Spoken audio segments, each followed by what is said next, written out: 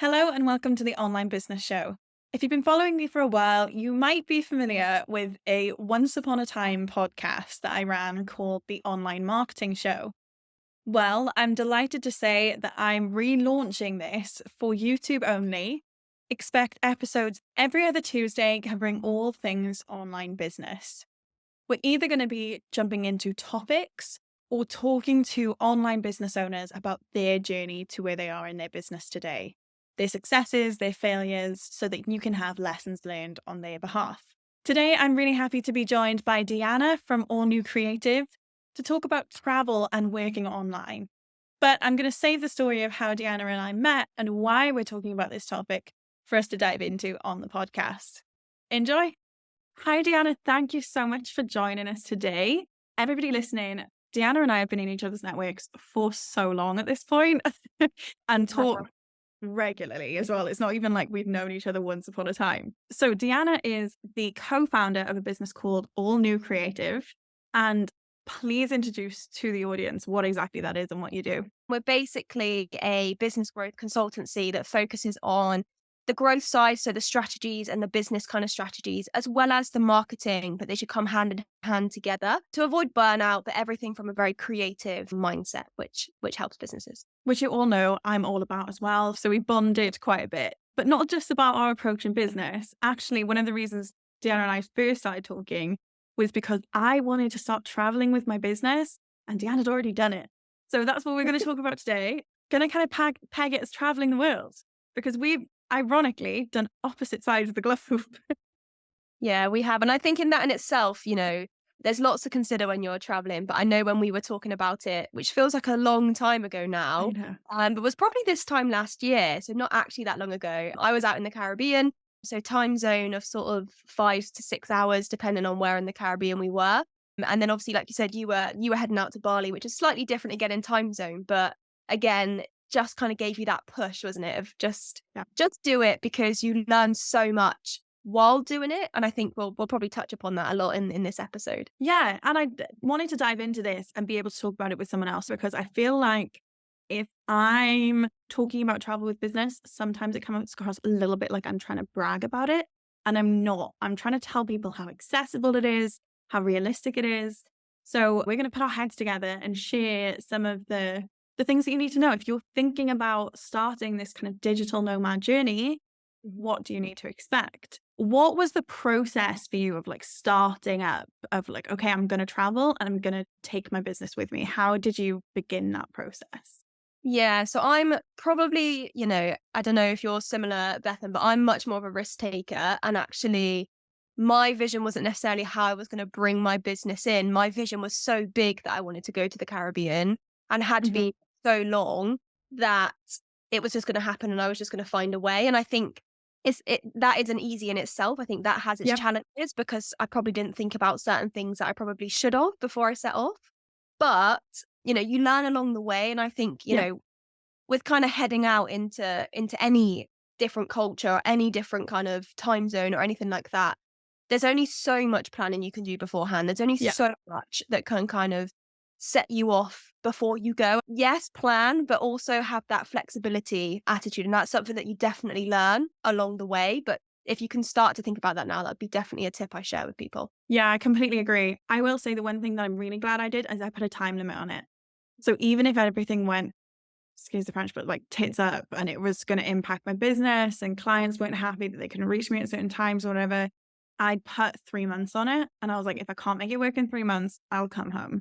So I was going to say that's probably a good piece of advice that I can give to the people listening. But yeah, I knew I was going to make it work. I knew it was going to be fine. I just had to have my plan B, my get out of jail free card kind of thing. And don't panic straight away, I think, as well. Like, add into that, I'm slightly different to you. I just was going to make it work, even if it was going to take me 10 months. But I think, the worst thing that can happen is that, yeah, you have to come home or you have to come back to where you Yeah. are or find, and that in itself, I think sometimes is always your blanket, like worst case scenario in any situation, you can come back and you can just get an Yeah. instant flight. And I think that for me was always the token that I held on to. But give Yeah. yourself time equally. Like the fact you gave yourself 3 months is really important because, when we arrived, we went to somewhere called Barbuda, which is sister island of Antigua. Yeah. And they recently had like, well, not recently, it was kind of 7 years ago, which to them, they still hadn't overcome their hurricane. So they just had no Wi-Fi. So we would just rock up and, there'd be days, not hours, days where there was just Yeah. no Wi-Fi. And that in itself was a massive challenge. But if I didn't learn that patience, if I didn't learn to be flexible and find other ways to do things and gave up instantly, and just flew back, then I wouldn't have given it a chance. I wouldn't have experienced more along the way. Yeah, and that's really interesting actually. I've have a video that's already gone out that I'll pop a link to that's about the easiest places to travel as a digital nomad. Because I think I love that is yeah, that is probably a really important thing starting off. Because when I was in Bali, wasn't a concern for me. Like we had some Wi-Fi hiccups, but I had a phone that I could hotspot from if I needed to. We had blackouts, but they only ever lasted for 20 minutes at a time. And they were coffee shops and co-working spaces that ran off generators that Wi-Fi still ran and stuff like that. So if it did happen, it was built with digital nomads and stuff in mind that you had an it. escape route. In certain places around the Caribbean, it was harder for that reason. But Mm, again, you adjust, you adapt, you kind of, I knew that the start of the week was a lot better with Wi-Fi than the end of the week. So end of the yeah, week was kind of party time or maybe not booking in meetings. Whereas the beginning of the week was when you had strong Wi-Fi. So, you learn these things. But exactly. And you'll only learn from being there is the other thing. Tell us a little bit about your experience then. I'm sure the people watching have heard far too much about my travel stories. So share some of yours.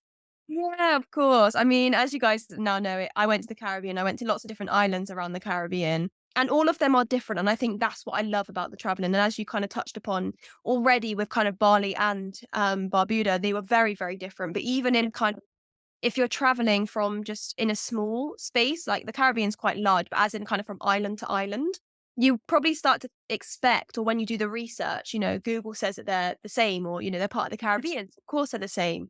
Yeah. But no, there's so much difference there, and you learn so many other ways to do things, and you learn a lot about, over there culture, everything kind of being a lot more of a hustle over there. So Yeah. sometimes, you learn a lot of gratitude. On my experience, I learned actually how privileged we were to be in a first world country and have the opportunity to take your business abroad or take your business traveling, because in those countries, it's hard to even just do it there, let alone even think about leaving, Yeah. their settings and their surroundings. So, you know, um, and there's lots more things, cool things as well to document. And I think that's also something that you can play with. What made you leave the UK? Like, what was it that sent you on the route to wanting to travel and wanting to go to the Caribbean?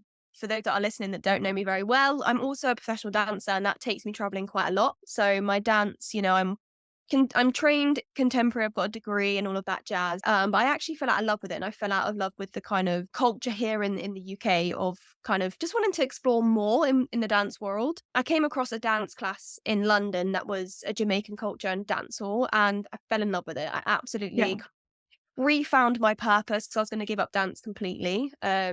And then the Caribbean was just on the cards for me then. I think, I love the culture. I love the kind of carnivals that is a little bit of an experience here in the UK that was kind of giving me a little bit of flavor of what they do. But I always kind of really wanted to work towards that. I then started training a lot with some of them in the online, so using things like Zoom, like we are now. And I just kind of got a bit more of a taste for it. I love Bob Marley, so Jamaica was obviously yeah. Um, That was the straw that broke the camel's back. Bob Marley yeah, there was what sent yeah, me. go and check it out. And I did go out to South Africa actually before the Caribbean, and that initially got me thinking about the life outside of the UK. Yeah. Before that, I did a lot in the UK, and that was my first encounter of being. I went solo, so I went on my own for 2.5 months, and I just had to meet someone with a cardboard that said my name at the Mhm. airport. And I was about 19, 20 at the time, so Yeah. my mum was petrified for me, but me being a risk taker, I just went anyway. And that opened my eyes. I did a lot there. I really helped the townships there. I kind of got involved with kind of helping the African government support other townships that didn't have a lot and schools that had been sadly burnt down in a bushfire and stuff. So Mm. kind of got really hands on that I wanted to kind of do more of that. And then just take the business with me because, like you said, you can do it if you really want to. So Yeah. No, that's so interesting because I feel like everyone has their really individual drivers. Like for me, I remember being literally 15 and writing in like a diary. And I still do this now, and I didn't even know that it was a thing then, but I basically was doing like the law of attraction, affirmation type Mhm. stuff, where I would sit and I would write like my life as I wanted it to be, like 10 years later or whatever. And I would sit and I would write as if it was a diary entry on my 25th birthday when it was my 15th birthday. And I would write like, I am this and I'm doing that. And I would plan it out. And I always had written that I wanted to live in London and that I wanted to see the world. I came from a very, very small town, and a lot of people that I know from there, like maybe went to Spain on holiday. Like they went on package holidays to Spain or Greece or Turkey, and like they didn't see anything other than the inside of a hotel Right. and had no appetite to either, which is perfectly great and fine if that's what you feel. But the idea of that, even at 15, like made me feel really claustrophobic and really stifled. That's where it all kind of stems from me, is this idea of like wanting to spread my wings and feeling trapped and breaking free of that. And yeah, this feels so much more aligned now, just getting to travel anywhere and everywhere. It does sound crazy, doesn't it? Like, I love that, and I think for me, as much as, I'm white British, I've always been brought up, in Hmm. the UK. My mum, has always lived here too, and my family Yeah. are, quite traditionally British. I was always kind of always tapping into other rooms of culture, and I think that in itself, like I mentioned about listening to Bob Marley all the time, he just soothed me, and I don't know what it was, but there was just something about his songs that I could just relax, or I just felt like I was a bit more myself. And then, yeah, going out to the Caribbean, like you say, kind of with spreading your wings, it's kind of, for me, it feels like home. Like when I was there, I felt Yeah. more home than when I was in the UK. And actually now, similar to you, not necessarily writing anything down. I'm not much of a writer. When I started dancing, I started doing dance hall. I picked out this one person that was like dance hall famous. His name's called Chin Flame. And I was like, I'm going to dance with him. And he's got like loads and loads of followers, like absolutely Yeah. huge. And I remember like kids in the uni at the time, or people that were surrounding me, be like, yeah, right, dude, like, all right, come on, yeah, that's my goal. And now one of the videos that are on my Instagram is dancing with Chin. And I did workshops with him, and he was incredible. And I literally have followed his journey for a long time. But I think that in itself, like you said, if you have that vision and you just reverse Yeah. engineer on how to get there, and I think that's important, just to do it and, you know, trust the process. And you touched upon earlier how you think it's actually quite important to travel and it can open your eyes to different things. Can you dive in on that a little bit more and tell us what you mean by that? Yeah, definitely. I feel really passionate about this. And even now with All New Creative, I'm a new business owner. That was always embedded. I think since traveling, it's really opened up my eyes. You really don't understand how lucky you have it. And I think until you go there, you will never understand. When I went to South Africa and I was in townships, kids didn't even have shoes, Yeah. and that was a real, I know when you're sat at home watching TV and you see these adverts on TV and you think that it's maybe a little bit staged, or, they're not quite like that, but Yeah. actually that's life for them. And, the same experiences in some areas in the Caribbean, that for me, I think just touches a part of my heart. These people are brought into situations that are uncontrollable for them, but actually you can do such subtle things to break lines of poverty. We set up things in South Africa that broke generations and generations of poverty by just them, becoming dance teachers in their local townships and giving them Yeah. something that they could actually earn a little bit of money for to support their families. Because just like us, they're doing the same thing, but they're not as lucky to have the same facilities. Like that is the Mm. reality of their life. When they say they have no money to buy dinner, like they have nothing, Yeah. like they have a sheet on the floor and they just hope it's not going to rain today. Yeah. Like that's the life that they live in. And I think until you go and see that and experience that, you just never know how lucky you are, but also how much, even as individuals and business owners, that we could do now that can change someone's life. Yeah, I completely agree. I think there's a very big difference between knowing that that happens and Mhm. seeing it through a screen and being confronted with it directly in front of you. One I remember really clearly actually in Bali, people complain a lot in Bali about them like being ripped off because obviously a lot of the money from Bali is from tourism trade. A lot of the locals have gotten wise to it and they'll charge more to tourists. Right. I feel like rightly so. But people complain all the time about being quote unquote ripped off in Bali. And I remember getting ripped off to someone else's standard and them saying like, "Oh my God, you should never pay that much." And I was like, that was £2. Like, I'm not going to complain about £2. Like, oh, well, let me pay 80p because I should have paid that. And like the difference that that would make to that person versus what it would make to me. And I don't mean that to sound like I'm so high and mighty and we're so lucky and everything's great for me. I mean it from the bottom of my heart that, like, if I can give you a little bit extra and it's going to make a difference, like, I'm not going to fight to save pennies. And one day in particular, it was a really exciting day. We went to go and see the elephants. So we paid a lot more than our usual daily budget out there to go and see these elephants and to wash them and get in the water with them and feed them and all of this stuff. And we found out that what we had paid for just that one day experience was what people got paid for an entire month's work in Bali. And things like that just, I can never put into perspective meeting someone and knowing how much they make per month and knowing that I've spent it, and that it's so complicated. Like, you feel guilt, you feel gratitude, you feel so many different things tied together. And yeah, like being able to be there and just give money in a cafe and know that, like, you're funding this business that in Bali especially really struggled through COVID and had all of their income just stop all of a sudden, and now to be trying to build it back. It, I can't put it into words. I'm like trying to find a way to break it down. I just can't. I agree. And I think as well, something as well, if you're ever thinking about traveling, is definitely to support the local. No matter where you are, yeah, okay, you may come across instances where they try and push their luck a little bit, especially in the Caribbean, they are known as hustlers as well. And the hustle Yeah. is, we got caught quite a few times. Again, we didn't mind because for us it was kind of nice. But I think when you did it, there was one time, so there'd be people at the end of the traffic lights in your car and they would just like wash your windscreen. And every now and then that'd be really helpful because it would be a little bit dirty. But when you kind of had 3 traffic lights really close together, by the 3rd one, you were like, oh no, I can't give Yeah. more money. Get off my car. But, we just sometimes would, we are very lucky to be where we were in. So we would just give a bit of change just as kind of a thank you, for Yeah. that you got to remember in any instances that they're just trying to also make a living, and they're also trying to, provide for their families, or, it goes back to that conversation of kind of them just not having the same opportunities. Some people were brought up with no education. I went into a school in Cape Town, South Africa. Half the school had burnt down in a bushfire. They were actually operating on just one half of the school.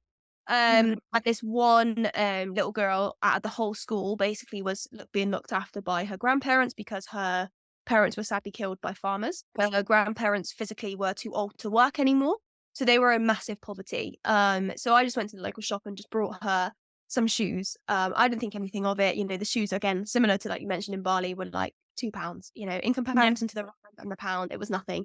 But this little girl, oh my God, every time she went out to play, she would then take her shoes off after play and she would go into the bathroom and she would clean them, because to her, it was such a privilege to have shoes. And I think, again, like you say, you really have to be there to witness something like that. And I think once you do witness it in traveling, it does open up your eyes. I don't care who it is, but you'd be really heartless if you saw stuff like that and it didn't touch you. I've never been in an experience where I've not had shoes. Okay, I've wanted new shoes, and that comes again from a first world place and greed and how we live in the UK. Yeah. You've never had to walk outside your house and go to school with no footwear. And she Yeah. was every single day for years. Like, her feet were damaged because she would always walk on the ground. That's one thing that traveling massively teaches you is, like you said, gratitude and just how lucky we are, the privileges Yeah. that we have. And actually, as I mentioned briefly before, what you can do that are small changes. I'll tell you something that I've utilized and tried to utilize as much as possible is this company called iWorker, and I'm so happy to like give them the spotlight. They are a social enterprise focusing on helping developing nations with virtual jobs. So typically, these kind of remote agencies where you can hire a VA from, let's say, the Philippines is a really common thing that exists. But these people get paid pennies and the agency takes the bulk of what you pay. You still pay cheap amounts. A lot of the time it can be as low as $5 an hour in some of these Philippines agencies that I've been approached from in the past. But specifically, iWorker is a social enterprise. So they make sure that the wage is fed back. We know exactly what the people that we're working with are getting paid. And it can be upwards of $10 an hour, which again, it feels to me super low cost, something that I was able to implement really early on in business for a helping hand to help my business grow, but also make sure that people who were looking for work online in places like Venezuela, Kenya, Philippines, had an opportunity that they otherwise would never have been able to make that much money an hour. And yeah, there's so much that you can do that you maybe haven't thought about before, especially in the online business world. The world is at our fingertips, so you can make it work however you need to. Definitely, definitely. And I just think about it, and especially if you're traveling as well, like something obviously both of us, you can tell from where we've traveled that when you make connections there as well, it's really easy to set these things up, or it's really easy Yeah. to put this kind of infrastructure in. Like in my instance with South Africa, I spoke with a dance school, so I was actually coaching people and giving up an Yeah. hour of time to teach them teaching skills for them to go out and teach in their local communities. Now, that wouldn't have been able to happen if I contacted the African government, or wouldn't have been as easy. Yeah. Being that I had a direct contact, and that's something that you can use to your strength. Like I've got contacts now in the Caribbean, you've probably got contacts in kind of Bali and those kind of Yeah. places. When you've got that contact or those kind of people that will warm and definitely get the ball rolling that end as well, you can make such small implications that can change people's lives. Yeah. Yeah. No, absolutely. It comes back into that, how does it open your eyes? How does travel change you? And I think really surprisingly fundamentally changes you as a person, from getting insights like that to problem solving. I will also say I'm probably a lot more of a chill person these days than I was. I think my friends will probably still argue that I'm type A as anything and plan everything. But like, if the unthinkable happened when I was at home recently. I was at home swapping suitcases to come away again, and I was looking for all of our summer clothes and that sort of thing. I think I only actually zipped up and was done with the suitcase night of us leaving the next morning, which would never have happened before. I'd done, like, booked ferry trips on day of us getting it, and like all of these sorts of things that before would have been, oh my God, I cannot possibly. And now it's just comes with the nature that I can go with the flow a lot more and be. And you have to Mhm. like patience and just having a more free mindset is definitely key. Like you will learn that. And again, it's like you said, it's hard to tell someone that's just listening to a podcast, but you will have instances like traveling and being a nomad is amazing. And I would 100% recommend anyone to do it or to give it a go. But there are days that are bloody hard as well. Yeah. Like we got stranded in Orlando for 3 days, and then the flight Yikes. was like not going to board us for some really crazy incident that happened. Again, not any of our fault, nothing to do with us. It was just a lack of communication, and they felt that they were in their rights to basically just refuse to board us. But then we were stranded in the middle of Orlando. But again, like you said, if that happened, Okay, I would have freaked out then.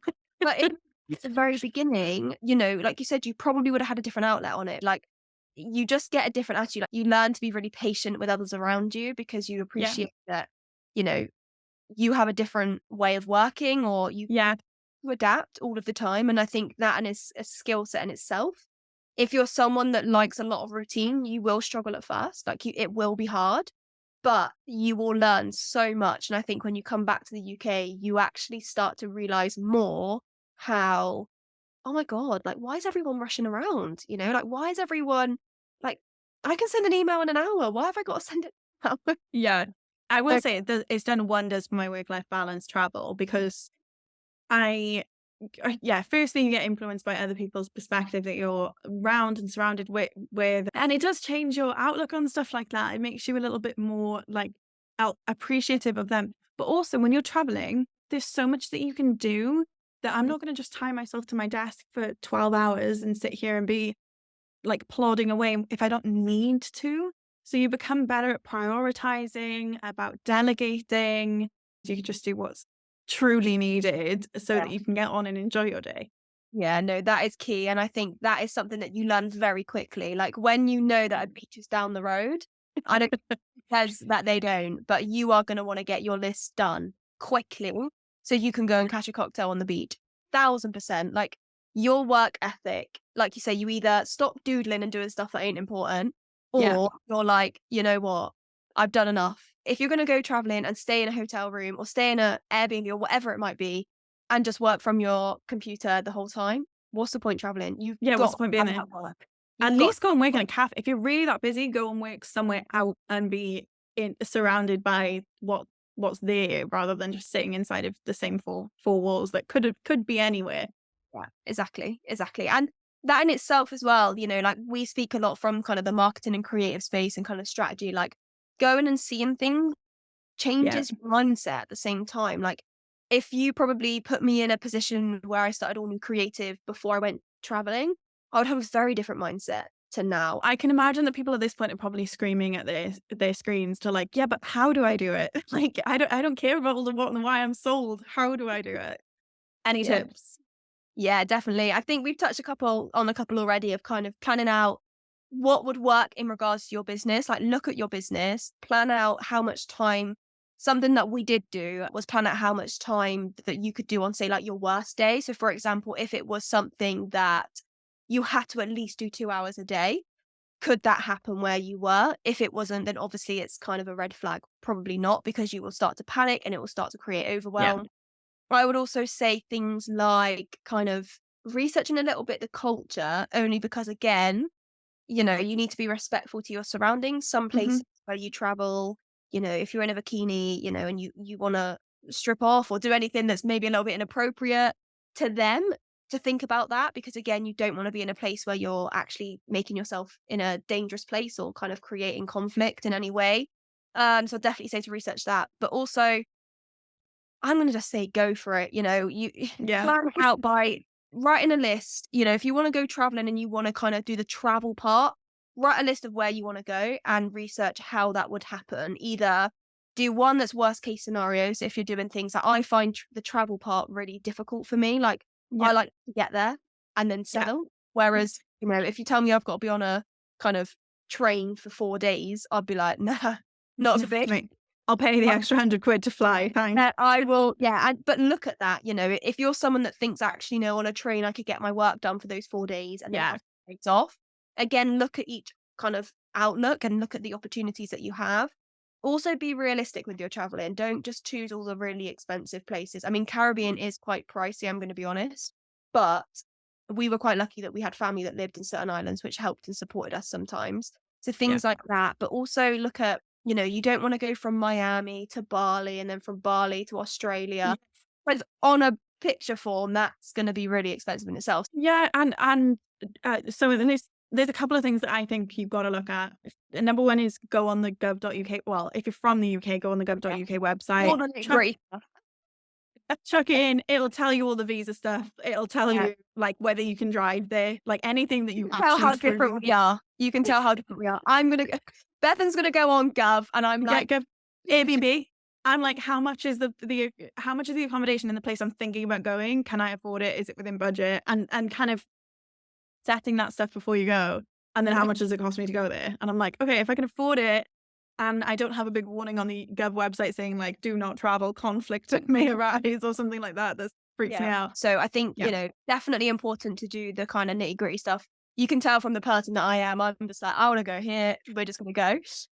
Luckily, I have my partner that's more like you, Bethan, that kind of goes, go. Oh, if you were to ask my boyfriend who travels with me where we've been, I actually, weirdly enough, earlier on, I was talking about a YouTube video. He helps me with some of my editing. And I was like, oh, was that the video I filmed in Akrabi, which was in Corfu, where we were less than 2 weeks ago? And he was like, where? Like he just No completely rocks. goes, he just rocks up wherever, like, Yeah, I mean, yeah, sounds good, let's go. I'm organized in the sense of like I kind of know where we're going, but then the things that really stress me out is like the heavy reading and the Gov website. That gives me kind of Yeah. heart palpitations sometimes, because I just know that if it's going to tell me no, I want to go anyway. So I'm going to try and find a way, But Yeah. on the flip side of that, and I think some people when they do think of the how and like, how do I get started, equally, do the research, but also don't read into too much about things, because Yeah. for example, some places in the Caribbean, and especially some places in Jamaica, especially in the Caribbean, has just sometimes people have a negative outlook on it, or they feel like they Hmm. have a negative experience. Or if you have family, my partner's got quite a lot of Caribbean family. They say, oh, just to be careful, just to be careful. And that in itself can allow you just that nervous energy that you just don't need to have. So sometimes, research, but equally, don't listen to too much what's out there, because Yeah. sometimes one person's bad experience, we were really, really grateful and lucky that we had an incredible time in places like Jamaica, and we felt safe. There was no time we felt unsafe. Yeah. But I know, for friends and, like I said, my partner's family, that there were times that they had experienced that. Listen to it, but also understand that, you know, everyone's journey is different. So Yeah. as long as you're following certain guidelines, you should be fine. Yeah.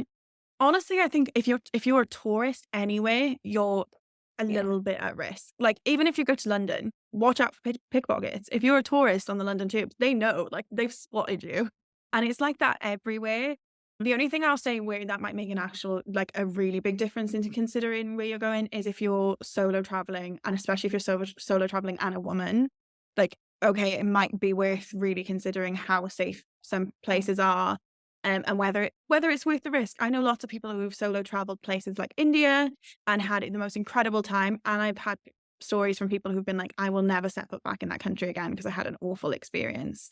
So it is Yeah. a sliding scale, and you just gotta kind of weigh it up in your in Definitely. your And do what works for you, but equally, understand your own behavior as well. So as I said, I think we touched upon briefly before, is when you go out there, be respectful and research the culture, because if you're Yeah, as a target and then you put yourself in situations where you're vulnerable, or you're on alcohol or anything like that, just be mindful, because people are watching you, and yeah.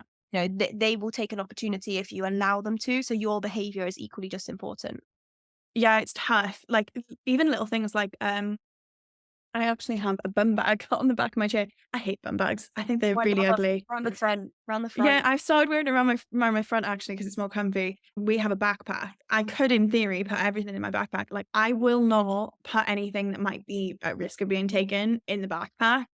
I strap it to my chest so that if anyone tries to come near me, like, I'm gonna notice. I'm gonna be batting them away.